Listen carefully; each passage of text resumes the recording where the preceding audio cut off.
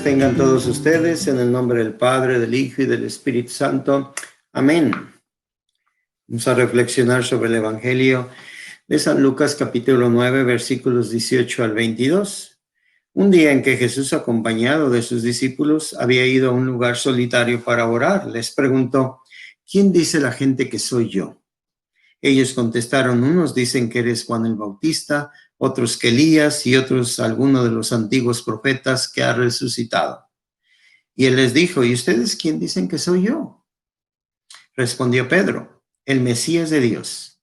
Entonces Jesús les ordenó severamente que no lo dijeran a nadie.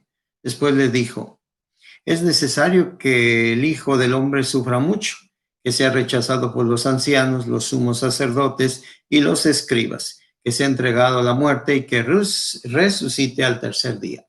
Palabra del Señor. Pues este evangelio nos sigue preguntando, como les preguntó Jesús. Jesús quiere saber qué es lo que piensa la gente acerca de él, ¿verdad? ¿Qué es lo que dice la gente que es él? Y obviamente la diversidad de contestaciones: Elías, Juan el Bautista, Jeremías, algún otro de los profetas, ¿verdad? Hay ¿cómo se llama?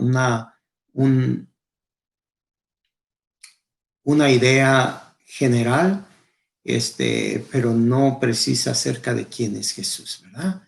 Y en la vida de nosotros como cristianos es una pena que a nosotros se nos pregunte: ¿y quién es Jesús para ti? No nada más tienes que decir quién es Jesús.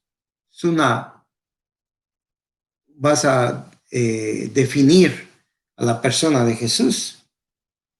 Pero aquí dice: ¿quién soy yo? ¿Quién soy yo?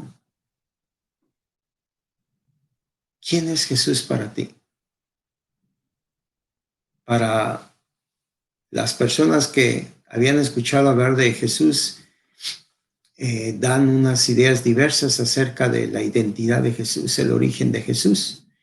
Y para nosotros como católicos, si tú le preguntas a una persona religiosa, probablemente ha escuchado la palabra de Jesús, pero parece que hay personas que de verdad nunca han escuchado la palabra de Jesús. A lo mejor si nosotros vamos a países más religiosos, católicos, obviamente cristianos también. Aquí hay mucho cristiano, muchísimos cristianos católicos y cristianos no católicos.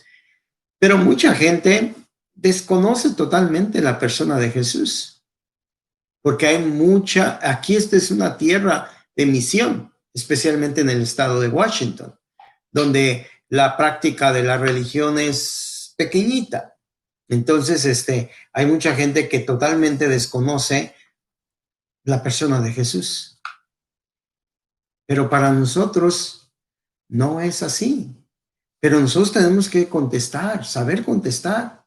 Desde una perspectiva dicen que dice, de que yo he leído, de que he escuchado, pero la máxima es: para ti, ¿quién es Jesús? Y tú no puedes definir más acertadamente quién es Jesús hasta que no tengas un encuentro con él.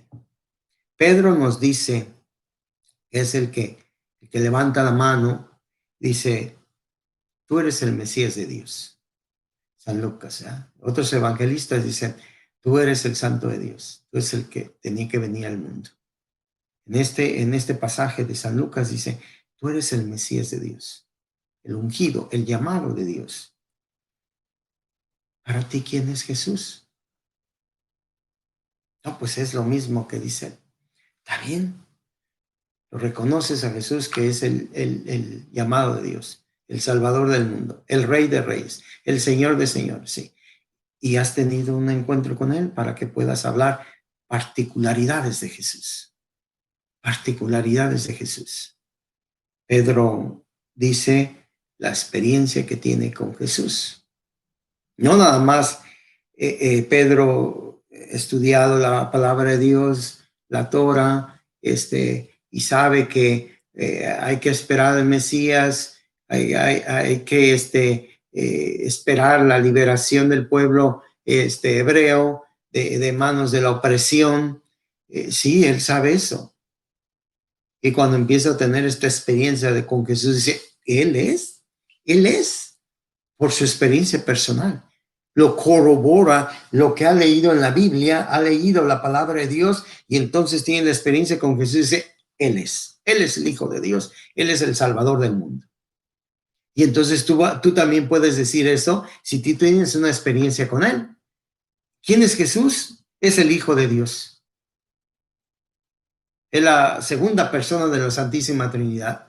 Es el Salvador del mundo. Es el que me redimió hace años de los años.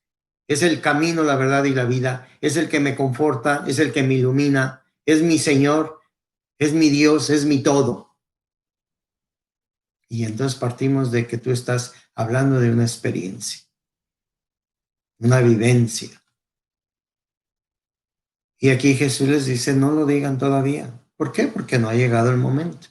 La prudencia, todo se hace en el momento adecuado. Hay que aprender a ser prudentes. Jesús les enseña también eso. No que era malo, era bueno decirlo, sí, era muy bueno. Pero esa no es la voluntad de Dios. Fíjense, hasta en un momento determinado, hasta en el tiempo, nosotros tenemos que esperar la voluntad de Dios. Por aquello de los ansiosos, de los que quieren precipitar todas las cosas, de que están siempre desesperados en su vida, ansiosos porque se hagan las cosas. Hay que tener discernimiento, hay que escuchar a Dios. Sí es bueno que se diga, sí, pero a su momento. Y entonces después de que les dice severamente que no lo digan, entonces les dice otra cosa. Es muy fácil levantar las pancartas y estar todos contentos y alegres y felices. Sí, pues Él nos va a liberar de todas las opresiones que vivimos. Pero cuando Jesús les dice, es necesario que el Hijo del Hombre sufra mucho. Imaginan ahí a los discípulos aquí, a Pedro se le hizo, la saliva le quedó muy gruesa y no la puede pasar, ¿verdad? Que sea rechazado. ¿Por quiénes? Por los ancianos, los sumos sacerdotes, los escribas. Que sea entregado a muerte. Y que resucite al tercer día. Bueno, mira, la resurrección se quedó a un lado, ni siquiera tomaron en cuenta. Ellos nomás vieron esto. El rechazo que va a sufrir él, entregado a muerte suficiente.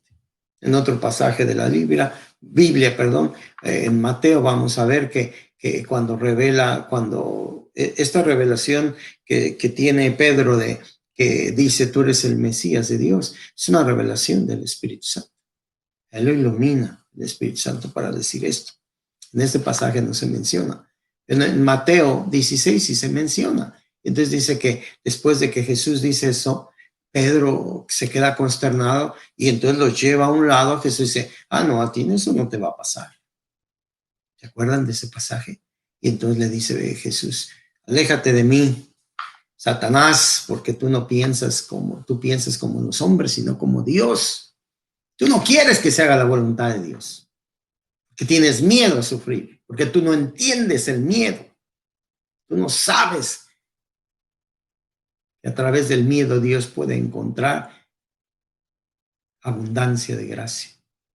El miedo no es experiencia de Dios, pero los seres humanos lo experimentamos. Pero tenemos que salir adelante de esto.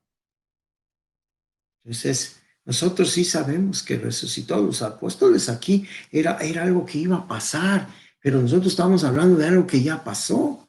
Pero en la vida real, en tu vida, en tu salvación tuya, tú vas a resucitar.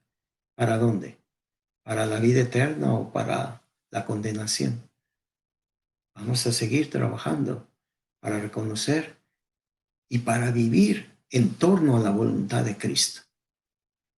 Que la voluntad de Dios sea mi voluntad todos los días. Que todos los días reconozcamos la presencia de Jesús divino en nuestra vida, ¿verdad?